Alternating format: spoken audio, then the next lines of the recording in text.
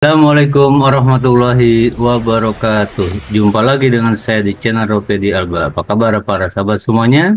Khususnya para guru hebat dimanapun kalian berada.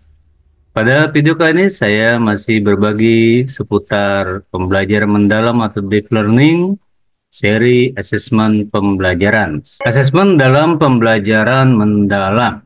Yang pertama perlu kita ketahui terlebih dahulu, kompeten asesmen menurut Permendikbud nomor 21 tahun 2022 tentang standar penilaian, bahwa penilaian atau asesmen adalah proses pengumpulan dan pengolahan informasi untuk mengetahui kebutuhan belajar dan capaian perkembangan atau hasil belajar murid.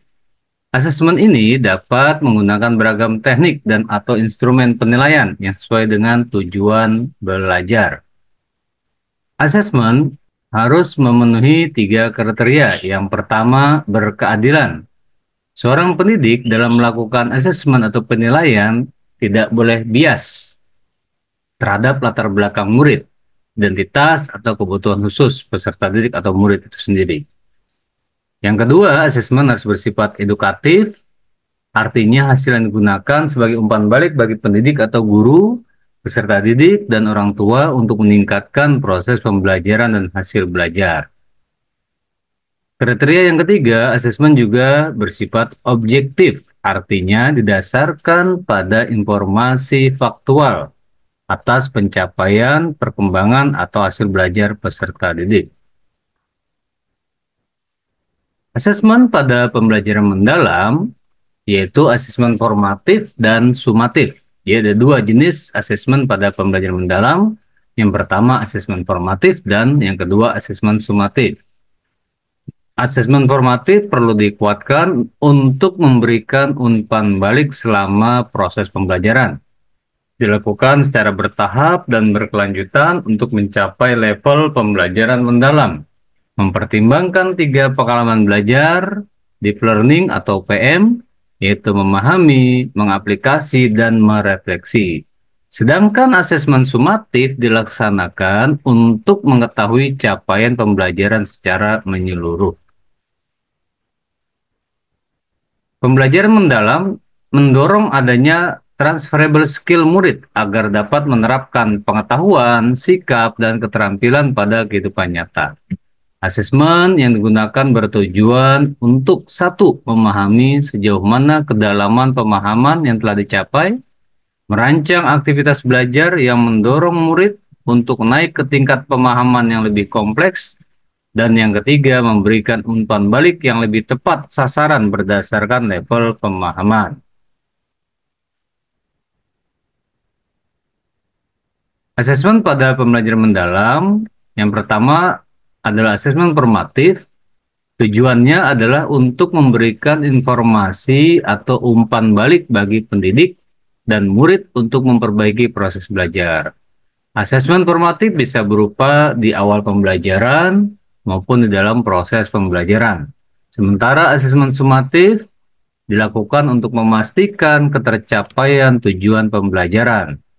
Pada jenjang pendidikan dasar dan menengah, asesmen ini bertujuan untuk menilai pencapaian hasil belajar murid sebagai dasar penentuan naik kelas maupun kelulusan dari satuan pendidikan. Asesmen pada pembelajaran mendalam, yaitu asesmen formatif dan sumatif tadi, diterapkan dengan penekanan pada asesmen otentik dan holistik. Otentik artinya merepresentasikan realitas kehidupan atau konteks sehari-hari, berfokus pada proses dan produk belajar dalam konteks yang nyata dan bermakna. Sementara holistik artinya penilaian melihat keseluruhan aspek kemampuan siswa secara utuh dan terpadu, meliputi aspek pengetahuan, keterampilan, dan sikap. Asesmen tadi sudah kita bahas terbagi menjadi 2, formatif dan sumatif, di mana penilaian formatif ini dalam istilah lainnya disebut assessment as learning dan assessment for learning. Sementara assessment sumatif disebut juga dengan assessment of learning. Contoh-contohnya bisa disimak dalam tayangan berikut ini.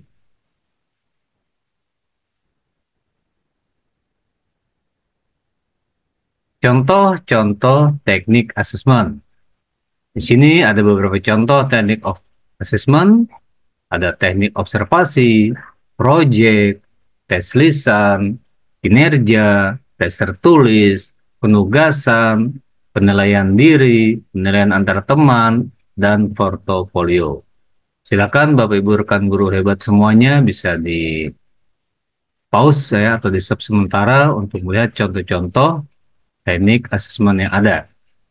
Di mana teknik asesmen ini dapat dilakukan secara berbeda di jenjang tertentu sesuai dengan karakteristik dan tujuan pembelajaran. Kemudian contoh teknik umpan balik. Ada yang bersifat klarifikasi, contohnya ajukan pertanyaan-pertanyaan klarifikasi, bisa berupa nilai, ya, berikan komentar atas kekuatan yang terlihat, berikan perhatian berupa komentar jika ada hal yang kurang sesuai atau kurang lengkap dan menjadi perhatian kita, berikan saran untuk pengembangan daripada murid atau peserta didik kita, dan bisa juga memberikan apresiasi berupa pujian atas usaha yang dilakukan murid. Guru dalam mengembangkan asesmen pembelajaran dalam pembelajaran mendalam dapat mengacu pada taksonomi Solo, Structure of the Observed Learning Outcome, atau taksonomi lainnya yang bertujuan untuk memahami sejauh mana kedalaman pemahaman yang telah dicapai, merancang aktivitas belajar yang mendorong siswa untuk naik ke tingkat pemahaman yang lebih kompleks, maupun untuk memberikan umpan balik yang lebih tepat sasaran berdasarkan level pemahaman. Ya, di sini bisa kita lihat bagan perbandingan dari beberapa taksonomi ya dalam kita membuat asesmen. Ada taksonomi Bloom, itu Anderson and Krathwohl tahun 2001, taksonomi Solo, kemudian pengalaman belajar pembelajaran mendalam dan deskripsinya. Kalau kita lihat di sini, pengalaman belajar dalam deep learning atau pembelajaran mendalam dimulai pada aspek memahami yang relevan dengan taksonomi Solo pada tahapan unistruktural dan multistruktural, dan mengingat dan memahami pada taksonomi Bloom.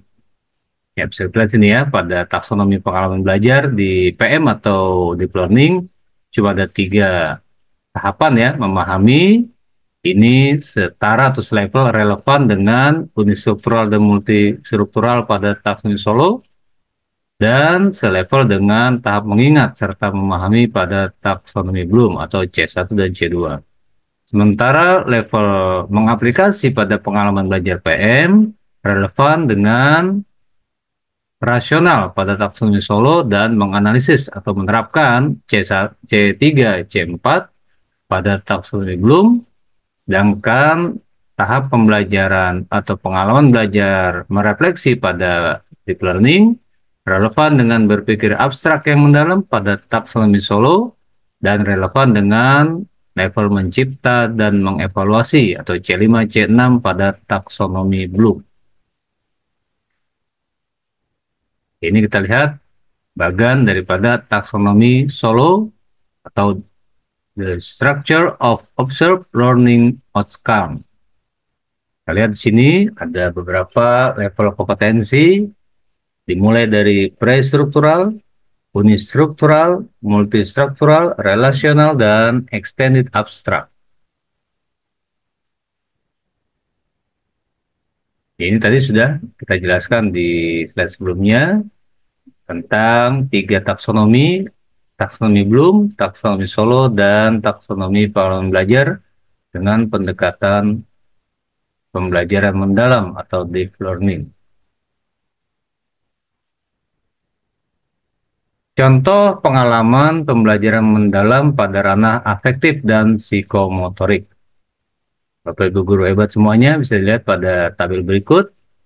Contoh pengalaman belajar PM pada tahap memahami. Afektifnya adalah guru memfasilitasi diskusi tentang isu sosial dan meminta peserta didik untuk menuliskan refleksi tentang sikap mereka. Sementara untuk aspek psikomotoriknya, peserta didik mempraktekkan keterampilan dalam situasi yang menyerupai dunia nyata, seperti simulasi jual beli di pasar atau simulasi debat. Untuk level mengaplikasi, ranah afektifnya, sikap dan perilaku dalam pembelajaran yang menunjukkan bagaimana proses peserta didik menerima, merespon, menghargai, mengorganisasi, dan menginternalisasi nilai-nilai dalam kehidupan mereka. Sementara pada ranah psikomotoriknya dapat berupa keterampilan fisik, koordinasi gerakan, atau tindakan nyata dalam pembelajaran yang melibatkan aktivitas motorik seperti tindakan fisik dan praktek langsung. Terima kasih Bapak Ibu guru hebat semuanya, rekan-rekan YouTuber dan penikmat YouTube semuanya dimanapun berada. Semoga video ini dapat bermanfaat buat kita semuanya. Salam sehat dan sukses selalu. Sampai berjumpa di video-video selanjutnya. Jangan lupa like, komen, dan subscribe. Terima kasih. Assalamualaikum warahmatullahi wabarakatuh.